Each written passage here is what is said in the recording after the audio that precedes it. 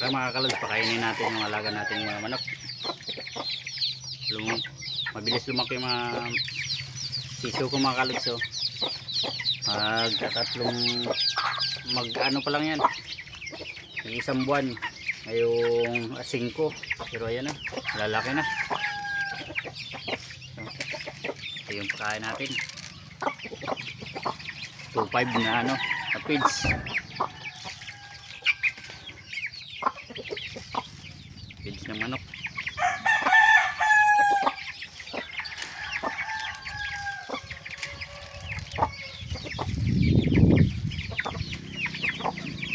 Ito mga kalso, patahan natin.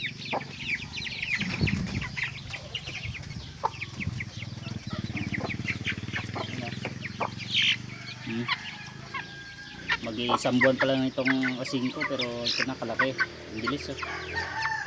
Lagyan ko ng handa kasi ano tayo, ibang ano tayo ng manok dito sa amin.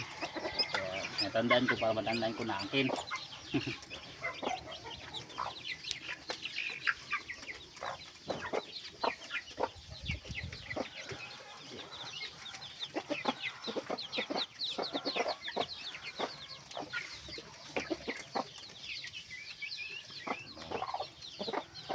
Meron dito yung isa mga kalods.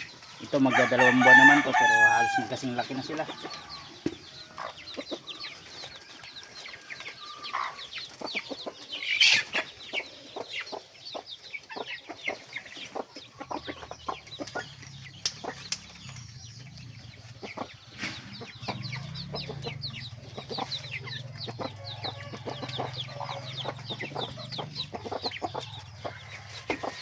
Lalagyan ko pala nitong ganitong mga dahon mga kalods, kasi merong ano, yung dapaw na ano sa manok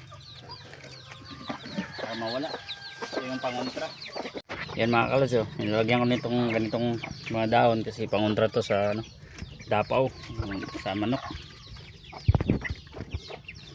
Yun o, halos magkakasing laki na sila. Magdadalawang buwan na tong isa mula sa sisiw. Tapos ito mag-iisang buwan to sa ano, 5. Bukas mag-iisang buwan na to. Pero yan o, lalaki na.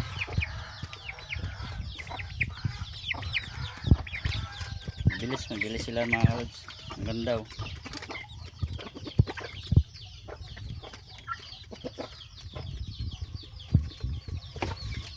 Pangontra to sa dapaw kasi marami.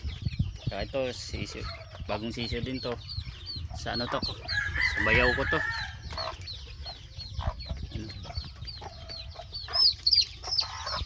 Mga kalods, tubig lang muna yung painom ko kasi hindi ako nakabili ng ano, yung vitamins nila. Tubig muna. Mamaya punta naman ako dun mga kalods sa may ano, dun sa mga bago kong sisiw nung karang araw na isang manok. Kaya puntahan na naman natin dun para kainin. Ito naman yung pang 5 araw natin na sisiw mga kalods.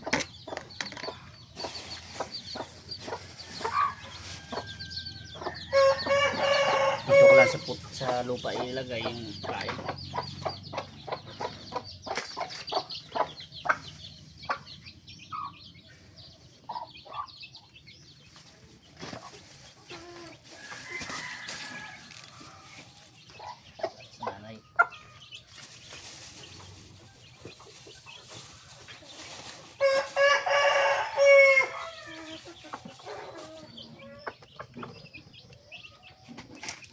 Yan sila mga kalods.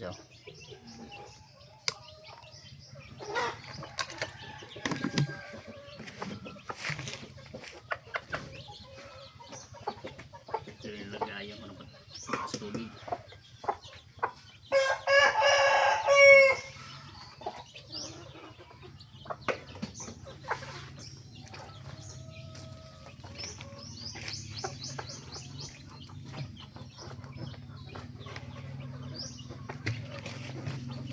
Kaya hanggang dito na lang muna mga kalods. Maraming salamat sa inyo. Bye bye.